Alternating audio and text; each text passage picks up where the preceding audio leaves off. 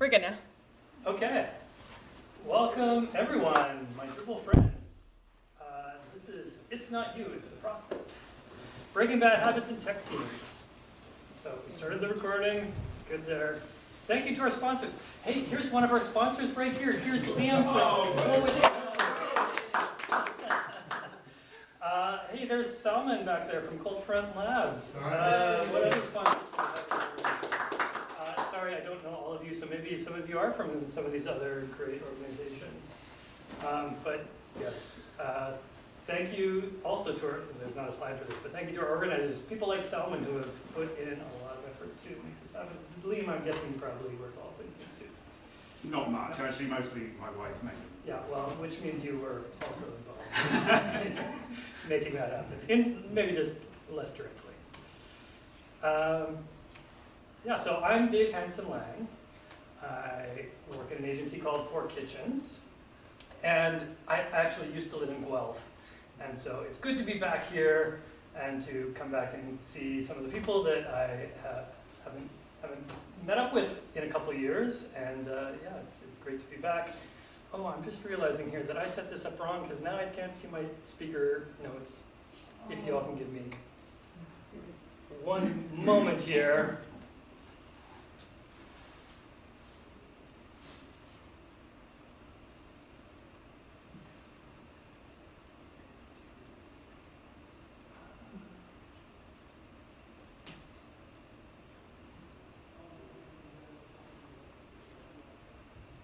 Okay.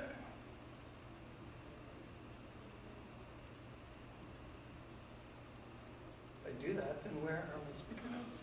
Sorry, this is not the first time that I've given a talk on a stage. I should know what I'm doing here.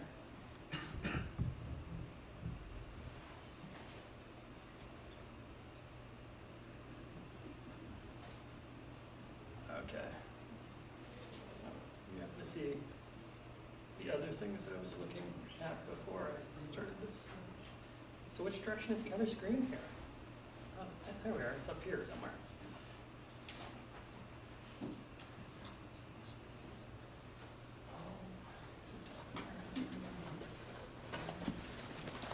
Okay, sorry. That's okay, we had a few more people coming in and making space for that. I've been crafting stuff with Drupal for about 20 years. And when I first came to a Drupal camp like 20 years ago, I would look around the room and like there wouldn't be anyone over the age of 30. And if you look all around the room now, we're all getting a little bit older. Still not 30.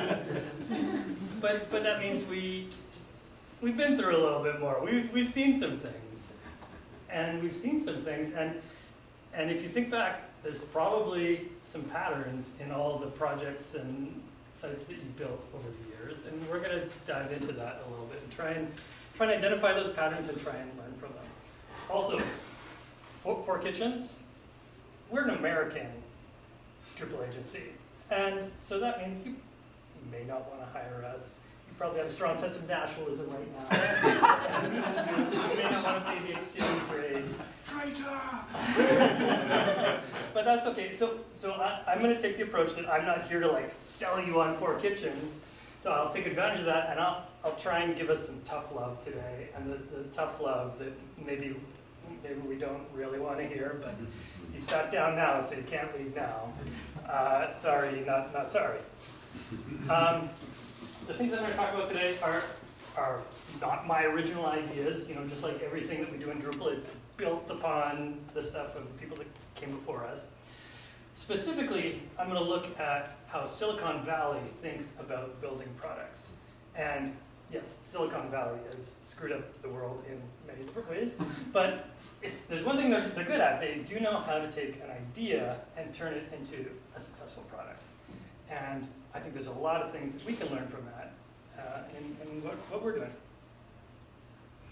So, now, I want to talk a little bit about who's in the room. So this isn't going to be me talking at you for 40 minutes. This is going to be interactive, and we're going to have some discussion and a survey. So let's find out who's here. Now, some of you are from other Drupal agencies or consultancies, so forget about that for a moment. Pretend that you are on your clients' teams for real when you answer these questions. So, who in the room works with higher ed? That's a common thing in the Drupal community. Got some hands. What about nonprofits? Got a couple. What about government? That's also a big Drupal thing. Yeah, lots of hands. Who does healthcare? A couple, and fewer. Any for-profit ventures? A little bit. People a little unsure. Okay, so that's one way that we're going to look at things. Maybe we'll see some patterns about how different industries answer these questions. In fact, I know we will. But another way we're going to look at it is like you as individuals, like what's your role? And I think anybody can get something out of what I'm going to talk about today, whether you're an individual contributor or you're in the C-suite or anywhere in between.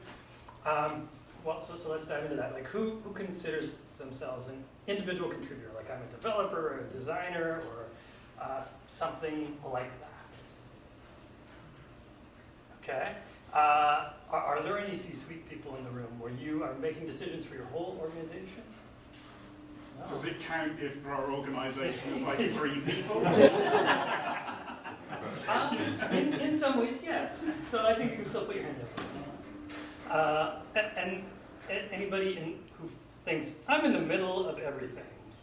I have people who I answer to, but I also make some decisions. Okay. All right, so let's keep those categorizations in mind as we move to the next thing. So, how successful was your last big project? Like I said, agency and consultancy people pretend you're on your client's teams when you answer this. And pull out your phones, because we're going to do a survey here. If you scan this QR code, we're going to answer some questions together, and then we're going to look at the results to see how things all pan out. And this is a little bit intimidating for me to like attempt something like this.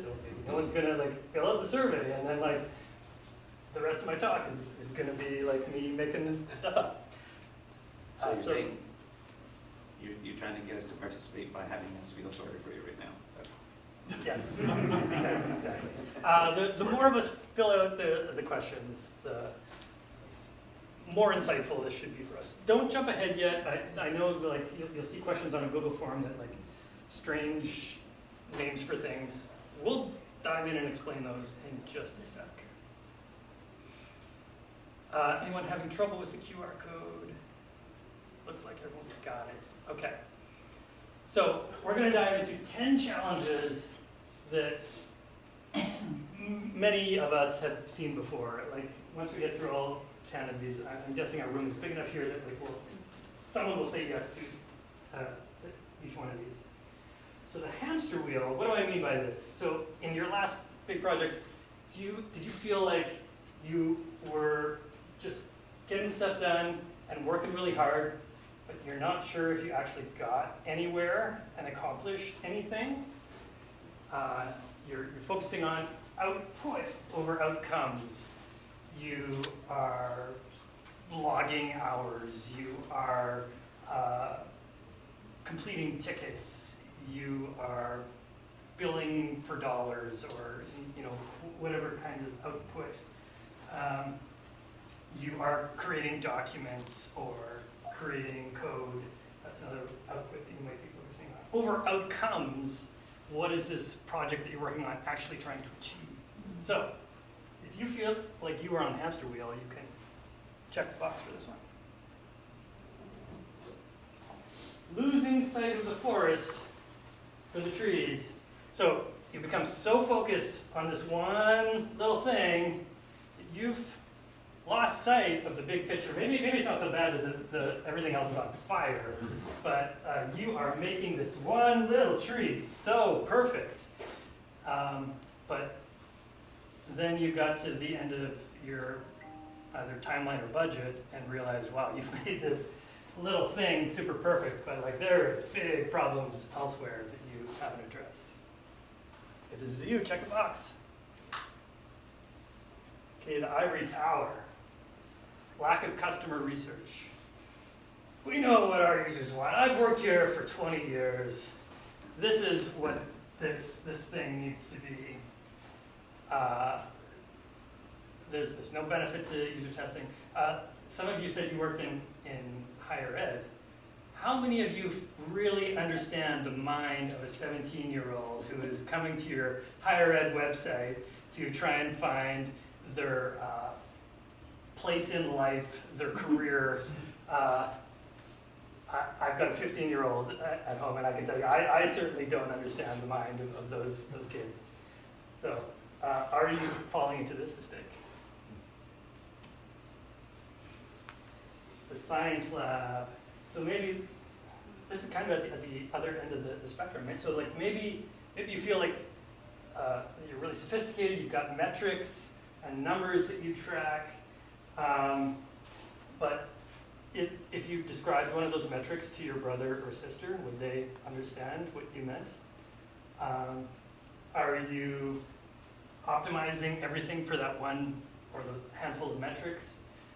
Did this thing improve the metric? Did that thing improve the metric? And maybe you've lost sight of like the story behind it all and the humanity part. Like we just talked about those students in higher ed, like they're looking for meaning to life, and you're not going to get that from your Google Analytics metrics.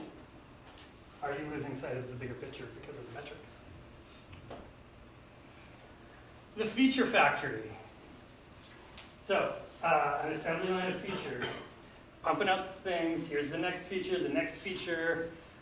Why are we building these things? We're not sure. The client asked for it. The stakeholders asked for it. We built the thing. Not quite sure if it's going to work out or why this thing is here, but we did it. The roller coaster.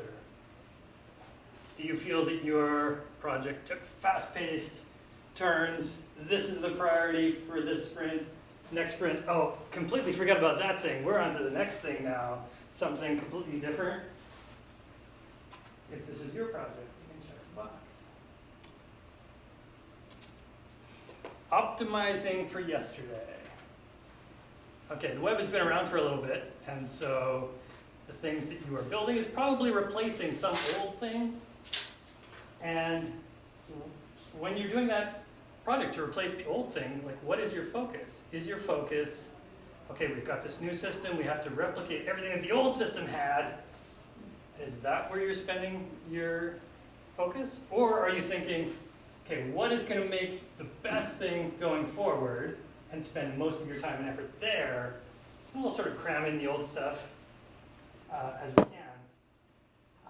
Which one are you focusing on? If you're focusing on optimizing for the past, then check the box. We're the bridge to nowhere. Okay, Drupal people. We've got a really fantastic tool that can do anything. If someone comes to us with a problem, we can somehow solve it with Drupal. And maybe it's not even that someone came to us with a problem. It's like the tool is there. We can make it do fancier stuff. And so we will. And this can pan out in many different ways. Maybe you've got a complex approval system in Drupal, but there's only ever one thing that's in review, or a complex user sign-up system, or maybe a way for users to generate content. They're going to submit their content, and that's somehow going to get on your website. You know, there's all sorts of fancy things that we can do with Drupal. Too much automation. Too much automation, yeah. And you know, if they build it, maybe they'll come, but maybe they won't. And like, what are we doing here? The negotiating table. Trying to keep everybody happy. It sounds great when you just say trying to keep everybody happy, but you may have experienced this where we've got many voices in the room, and so the plan for what we're building can kind of devolve into, let's make the thing that the least number of people hate. that's not going to be an awesome product. So if you felt like you've experienced this, you can check the box. And our 10th one, the throne room. So you have one person at the top who's in charge, and they come in and they see everything, and they're like, no, let's scrap this part, and we need this other thing that I heard at a conference once with a buzzword that I really liked that buzzword.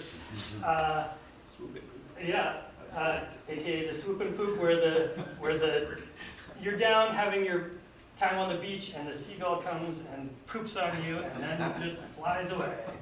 If you've experienced this, you can check the box.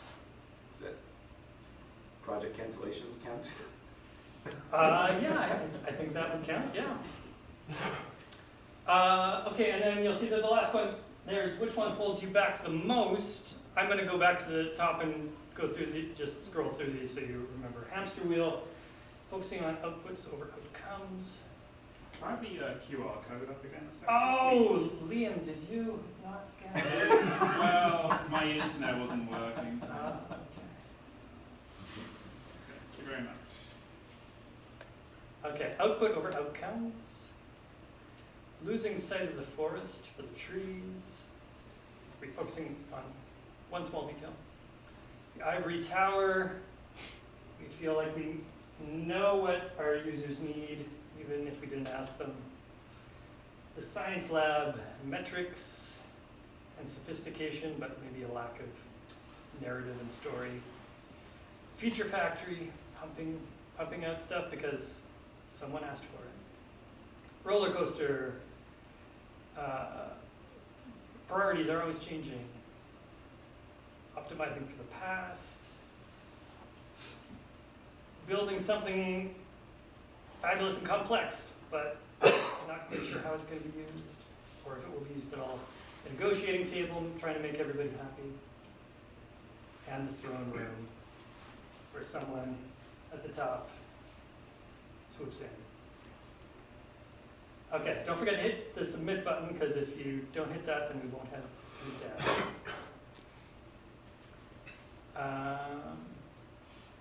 Okay, so let's look at the results of what we found here. Are we going to see some patterns across? Okay, which one here? Oh, okay.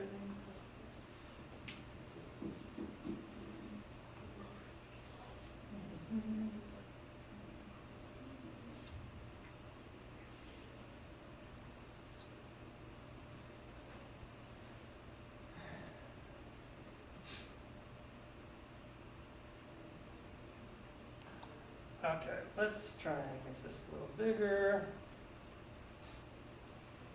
Okay, what are we seeing in the patterns here? So, almost no one chose the science lab, but one person did. Mostly people chose the throne room. No, sorry, the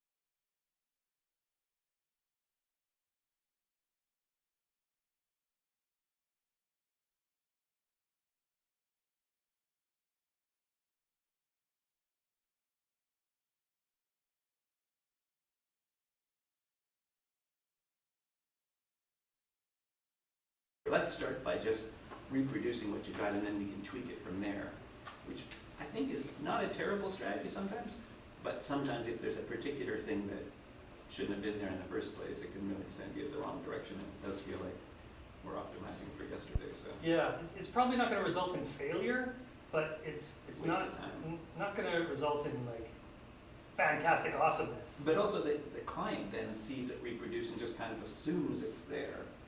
So, yeah. Oh yeah, like they might think, well, that's how it has to be. Yeah, There's exactly. technical reasons. Yeah, and also that way I don't have to retrain my client, my staff as well, even though it's a terrible process in the first place. Yeah. I just ran into a scenario like this, just like last month. The stakeholders are like, oh, back in 2013, someone wrote a blog post and did something funky in the sidebar.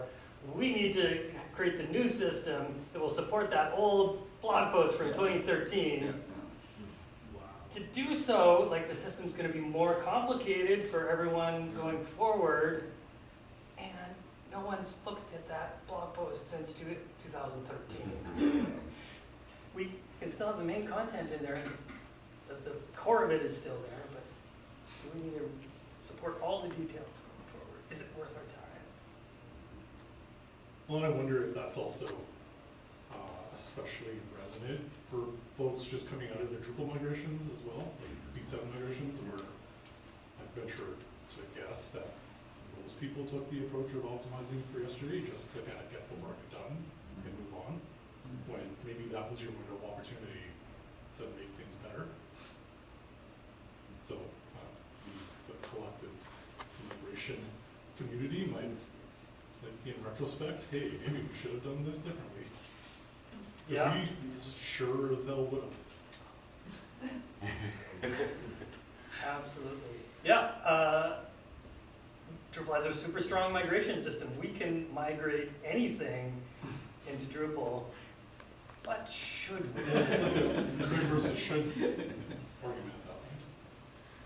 So I'm struck by being the only one who thought the bridge to nowhere was the thing that holds us back the most. And I imagined that we weren't the only team that had a propensity to over-engineer things, but maybe it's just not the biggest It's thing just for the 'cause rest of y'all. we can only pick one. But I mean, it resonates from this perspective, right? Because I think our tendency to over-engineer means that we push back on clients and say like, no, you really don't want that thing. Like, we shouldn't migrate that or whatever. And I think maybe sometimes go too far to the other extreme and sort of put a lot of energy into stuff that, as Alan says, maybe we could have just migrated it as is and tweak it later or something, even if we don't have a lot of faith that anybody's gonna tweak it later. You know, I think that's the fear that comes up for me in that context. It's like, this is a perfect opportunity to change architectural things that have caused problems for years or whatever, right? Let's talk a little bit about that negotiating table. Like that's not a technical problem. Who's experiencing that? What are you feeling about it? Oh yeah. Oh, a university, right? You're gonna have a lot of that going. Yeah, our circumstances might be different than other folks in the room, but we have like an extremely distributed stakeholder community where historically, to get any momentum, you try to have to get as much buy-in as possible. And I recently presented to my team at our annual retreat about a month ago, the idea that if we're gonna, in order, because you said something earlier, like, fundamentally, we're trying to build good stuff, right? So how do you build good stuff? You're trying to build stuff for everybody. And that's a hard concept to communicate, and a hard concept sometimes for people to grasp is, like, seeing that if they're not being directly spoken at or the work is not directly being addressed to them in their eyes, then what's the value that I'm getting when, you know, we're trying to introduce actual hierarchy of importance. And there are people that are the most important people in the organization. I'm sorry to say to everybody, but these people are more important But just chill out for a second, because you will get the benefit of all the good stuff that we're gonna build for the important people, is the idea.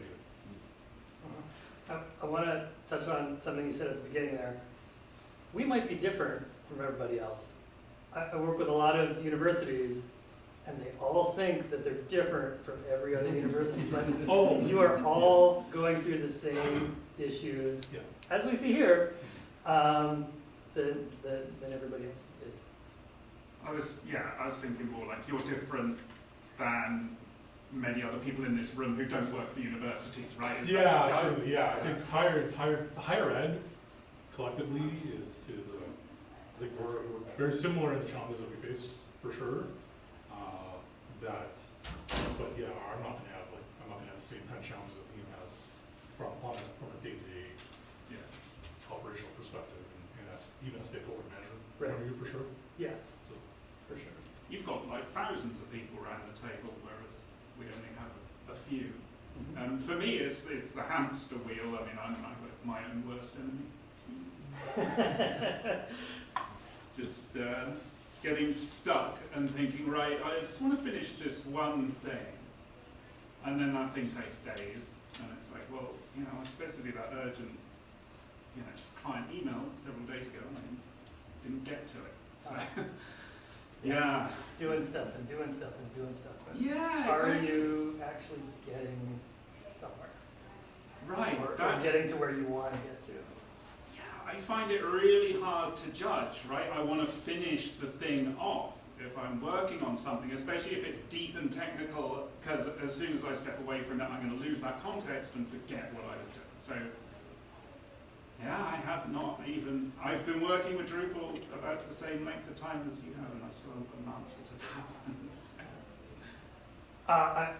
I want to call something out here. Most of the guys are sitting on this side of the room, and they're doing most of the talking. Most of the girls are sitting on this side of the room. I would love to hear from you all more. Am I wrong in my hypothesis here? Are you experiencing these things? Is there something that I'm missing, or anything? I would say we're not the technical, we're not the tech side, we're on the project management side, so we're dealing directly with the client who wants the new website built. And internally, on their end, there's a lot of headbutting because their departments think their department is the most important. But really, it's their users who we've optimized for. And so we're providing data, but our approach is supported, and then they're come back and say, no, we don't want that. So that's kind of where our struggle is, or a higher up is like, well, can we make it more dynamic? What does that mean? Yes, absolutely. And your role as a project manager, you play a key role here in where you can see some of these things hopefully earlier than the rest of us can, and kind of just nudge us all forward a little bit. I'm going to talk about some strategies for that a little bit. And anybody else here who wants to get something off their chest? For me, like you mentioned, the last project, and the last project I was working on, we were working for a company but the client was we were sort of subcontracting, and that abstraction, I was torn between roller coaster and negotiating table because it was the same source. It's our client would be like, no, that's great, and then they go to their client and they'd be like, no, actually, and you would have this sort of back and forth of, no, we're good with that, and then they go talk to someone else who you didn't get to talk to, who then changes their mind, and all of a sudden, oh no, we never said it was okay. It's like, yes, you did, I have the receipts, but okay, we can change things. Yeah, when you've got these layers and you're find that you're very disconnected from those final stakeholder. higher goals or those bigger decisions. Yeah, we're gonna dive into that too. Well, maybe that's a good segue to get back to things. Oh, so why did you put this over here this time? Come on, I need to see this part.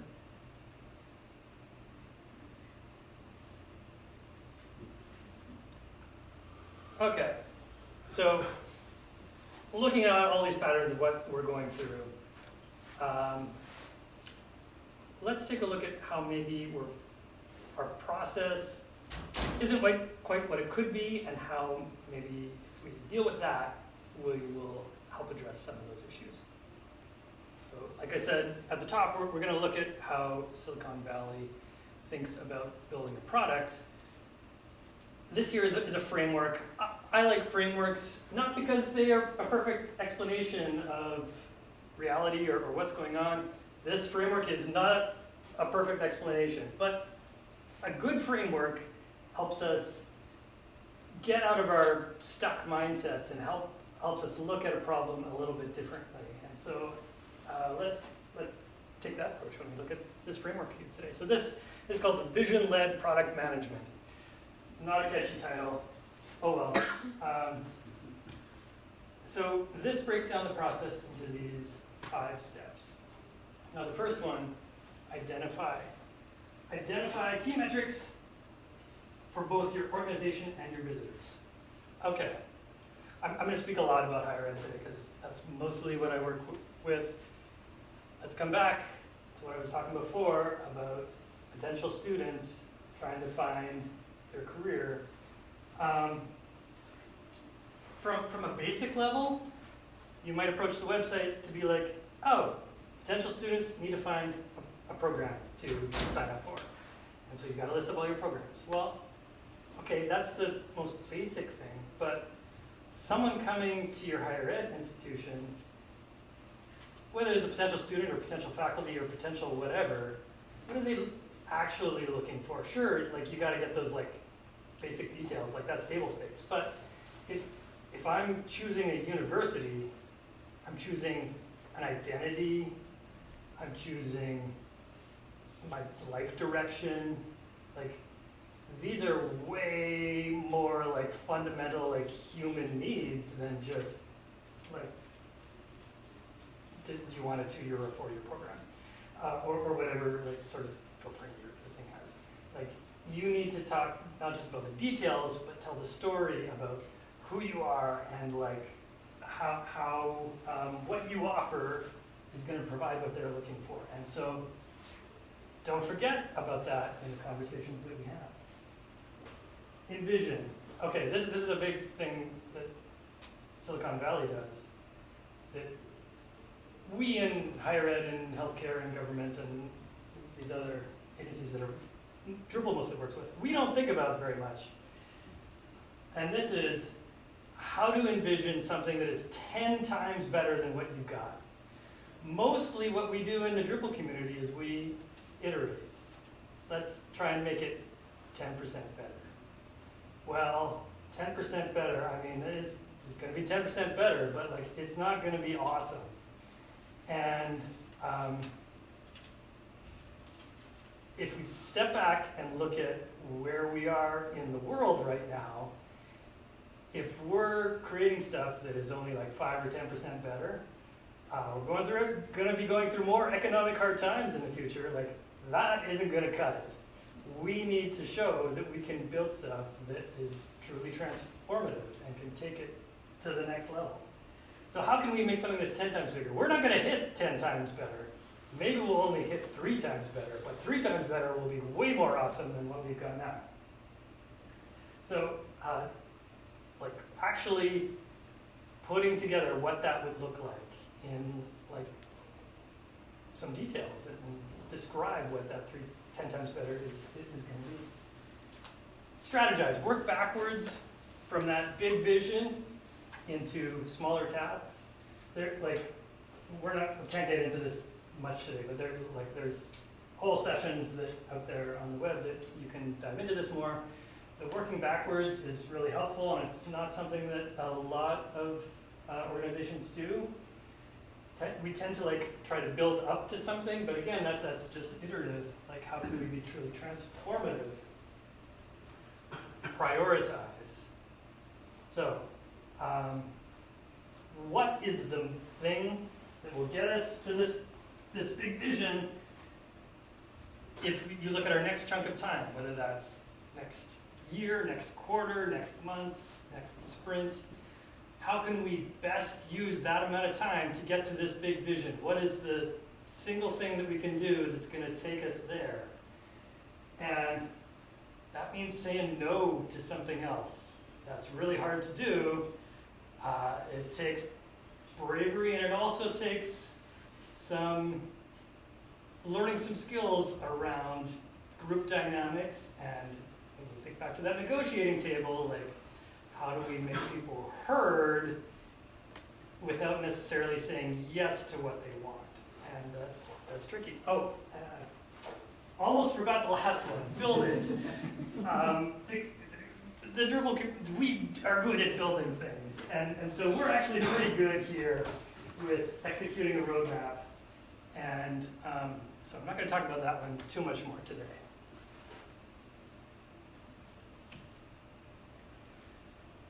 That was cool and all, but it's sort of connected to those 10 things, but how?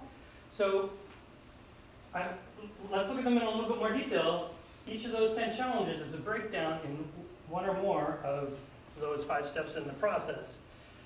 So if we look at that in more detail, on the hamster wheel, like I'm doing stuff, and I'm accomplishing, like I'm outputting something, but I'm not getting anywhere. Well, maybe that's a breakdown in like these first sections here. Like, where is it that you want to go or need to go? Do you have a strong understanding of what that is? And have you built this great vision that is very clear about, these steps we need to accomplish to get to that big end thing. And so then you can see, this sprint, we got a few steps closer to that big thing, this quarter, this whatever, we are making progress towards this big audacious goal, and it's we're actually getting somewhere this time. Losing sight of the forest for the trees. You've made this little thing fabulous, but you've kind of forgotten about the big picture, and there's something, maybe even on fire, somewhere else. So maybe this is a vision problem again, kind of like what we just talked about, but maybe it's a prioritization problem, where like you are continuing to work on that little thing, and you are making that little thing fancy before you have taken care of the whole wide berth of things and got the basics throughout before you make something fancier.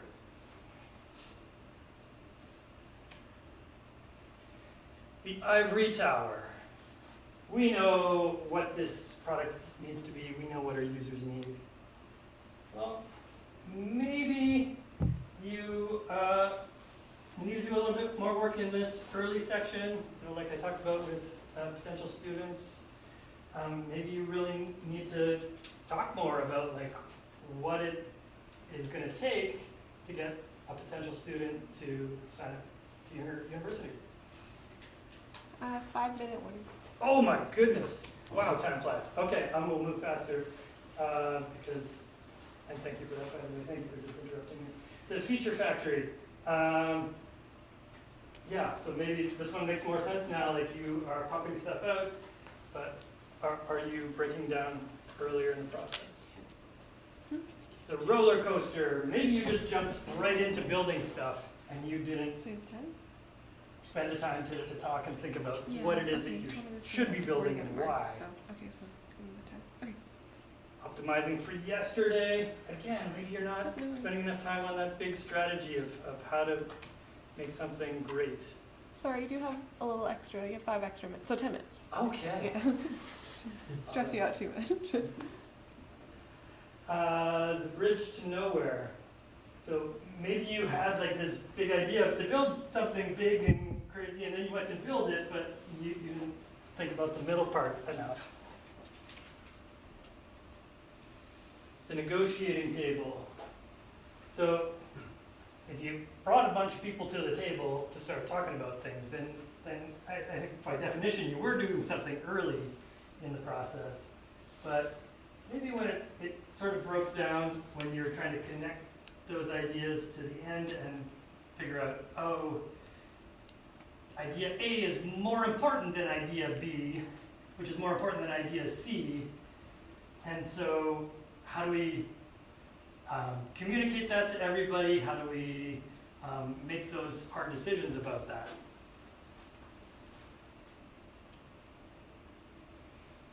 The throne room. So you've got someone at the top who's got a big vision, and maybe you just didn't do a good job of like breaking down the plan to that vision, and so you can have something in your back pocket so that you can push back and say, hey, remember this big vision. I know you're super excited about this new buzzword, but remember the big vision is X.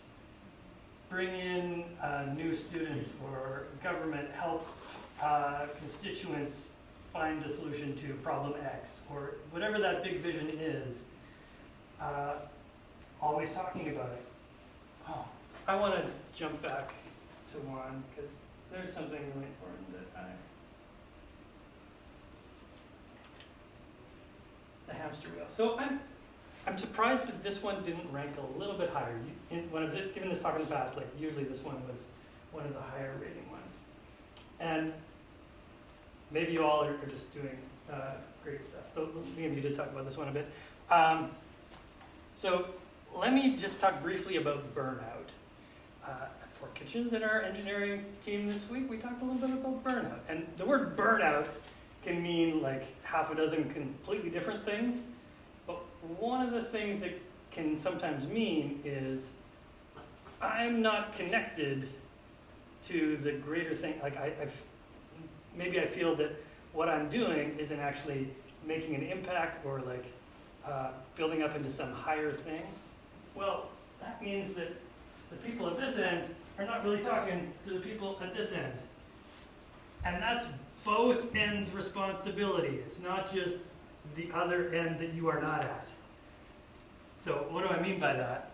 So if you are at the building end, you need to have the courage to say, hey, why are we doing this? How does this level up into some bigger goal?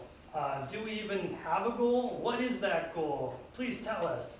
Because if you don't speak up and say something, you're going to be forever on the edge of burnout, feeling like what you are doing has no bigger impact into everything.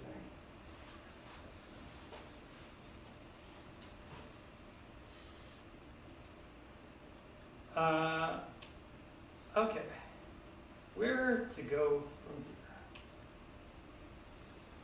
So, agency people and consultancy people, like I will pause and not talk to you for a little bit. I will talk to the people who are at higher ed and government. Let's say you bring in an agency like For Kitchens. Well, your procurement department and all that jazz is probably trying to be very sure that we focus on this end of the thing. And there's only so much that I can do to help you on this end of the thing. I can use everything that I know about like nudge theory and behavioral economics to like ask you questions and prompt you, but you need to own this. You need to ask those tougher questions to your dean or whoever, so that you can get aligned on, yes, acquiring new students is our #1 task.